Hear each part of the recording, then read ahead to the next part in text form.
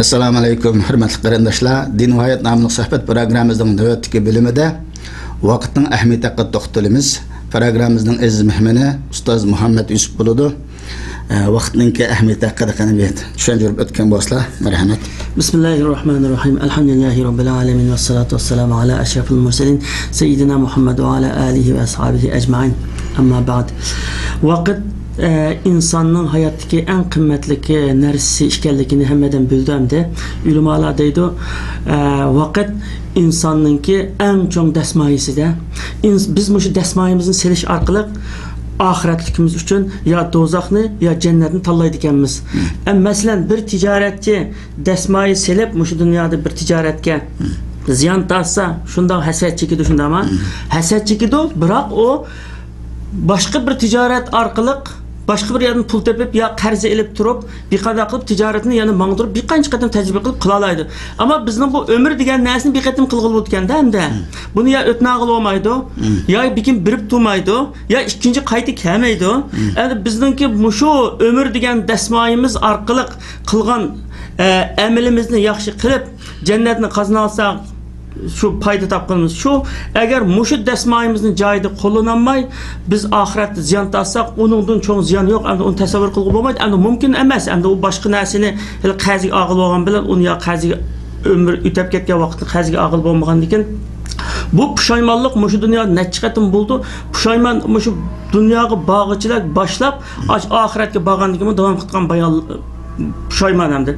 Allah Teala Kur'an-ı Kerim'de şu nime sakratdagi adamninki nimesini bayon qildi. Sakratda o dunyoga iqbal qilib, o dunyoga bormay turib pushaymon boshlandi degan gap. Sakratga tushgandan keyin yaxshi amal qilmagan odam hamda pushaymon qildi. O to'g'rida Alloh taolo deydi: "Ya ayyuhallazina amanu la tulhikum amwalukum va la awladukum an zikrillah va man yaf'al zalika fa ulaika humul khasirun va anfiqu mimma razaqnakum min qabli an ya'ti ahadakumul maut fa yaqul rabbi lawla akhartani ila ajalin qarib fa asaddaqa wa akum minas salihin." Yani iman etqanlar sizlarning ballaringlar mal mülkünler Allah'ın zikrinden sizlerini meşgul kılıp koymasın. Bir yerdeki zikirden maksat hem de Kur'an'da zikir cık manada kiliklik. Biri til bilen zikir kılıp Allah'ın yad itiş. Biri emel ibadetine caydı kılıç. Yani biri her daim Allah Teala beni kontrol kılıp durdu. Allah Teala'nın kontrolü men beni küzütüp durdu, işlemini kürep durdu diyen asasta emel kılıç. Mao umumi zikir hem de. Aşınından üstüne yüz örtüp koymasın. Sizler birisiniga uylanib kelib, shu chaqda pushaymon qilib, meningki umrimni kichikgina bir ajlimni kichiktirgan bo'lsam, sadaqa qilib, ya da sadaqani zikr qilish, boshqa nurg'un yaxshi amalni o'z ichiga oldi. Shunda amal qilib olgan bo'lsam, yaxshiladim bo'ladi deb pushaymon qildi. Ammo Alloh taolaning bergan javobi nima bo'ldi desa oxirida: "Wala yu'akhirallohu nafsan iza jaa ajaluha." Ya'ni o ecel kelgan vaqtida kechiktirilmaydi. Bu umidingizmi? Yo'q. Ikkinchi qatim oxiratga borgandan keyin jannatga kirganlar jannatga, do'zaxga kirganlar do'zaxga urilish bo'lgan ekan, do'zaxga mansub bo'lib qolganlar u yerda qattiq pushaymon qildi. O to'g'rida Alloh taolo deydi: "Vallazina kafaru lahum naru jahannama la yuqda alayhim fayamutu va la yukhaffafu anhum كذلك نجزي كل كفور وهم يصطرخون فيها ربنا أخرجنا نعمل صالحا نعمل الذي كنا غير نعمل صالحا غير الذي كنا نعمل أو لم نعمركم ما يتذكر فيه من تذكر وجاءكم النذير." Endi kafirlar dozaqqa kirdi. Dozaqqa kirgandan keyin ulardan azap yengilletilmaydi ya ular ulab tugashmaydi. Ayda qiynaladi endi. Kafirlarni biz shunday azaplaymiz. Ular o dozaqda feryat chaqirib, "Ey Rabbimiz, bizni bu dunyoga bir qaytargan bo'lsang, dunyoga berib, biz burun qilgan eskiligimizni qilmay, boshqacha bir iymon etib, yaxshi amal qilib kelgan bo'lsak" deydi. Lekin o chaqda Alloh taolaning javobi munoyati aniq bo'ldi. O chaqda sizlarga shu bir umr berdik. Bir umr vaqt berdik. Bu vaqtning ichida sizlar tövbe qilsanglar qilib, iymon etsanglar etib, vaz nasihat anglasanglar anglab, qiladiğanga şunda vaqt berdik, lekin qilmadinglar. Endi shuningki shu chaqda ketkizib qo'ygan gunohingning jazosini chekinglar deydi. Javob shu endi. Endi vaqt bu dunyoda dünyanın mantıqısı, dünyanın felsefesiga qarsak, vaqtning o'zi hayot. Vaqtning o'zi pul, vaqtning o'zi pentexnika, vaqtning o'zi ilmkan. Shunga nimalar deydi? Mutaxassislar deydi. Bu vaqt degan sizdagi vaqt hozir xuddi sizning kelajagingizdagi g'alabalar uchun sizga berilgan minha, o'qish puli deydi. Shu o'qish puli, shu o'qish pulini tutib turib, natija qozonasiz deydi. Ana shu o'qish pulini ep turib, shuning natija qozonolmagan inson hamda albatta buningki jazosini chekadi hamda. Shunga vaqt hamda burun ulamolardan nima Hasan al-Basri tabiin ulamolardan degankan inson seninki ashu sen bir qancha kunlarning majmuasi sen deydi. Kunlarning yig'indisi. Qancha kun hayotingni o'tab kelsa, seningdan shunchalik parcha o'tab ketadi deydi. Nati bak aniq bir tushuntirishda endi.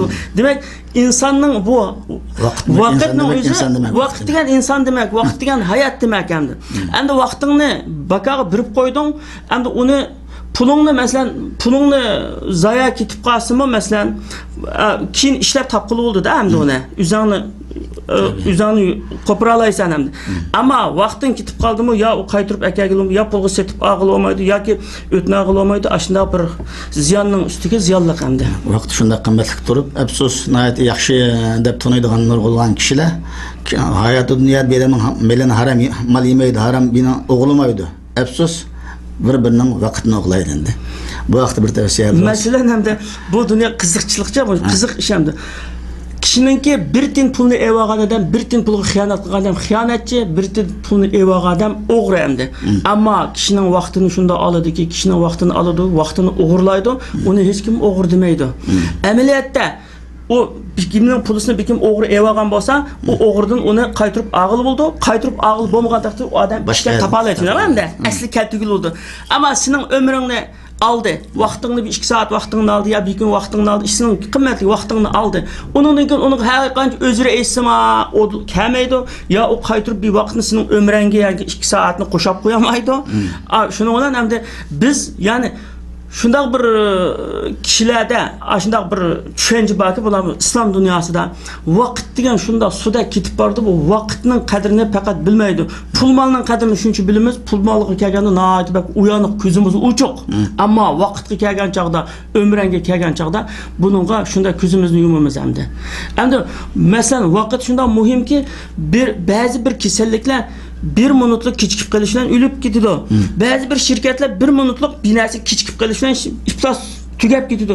Ba'zi 1 minutning ichida qazanadi.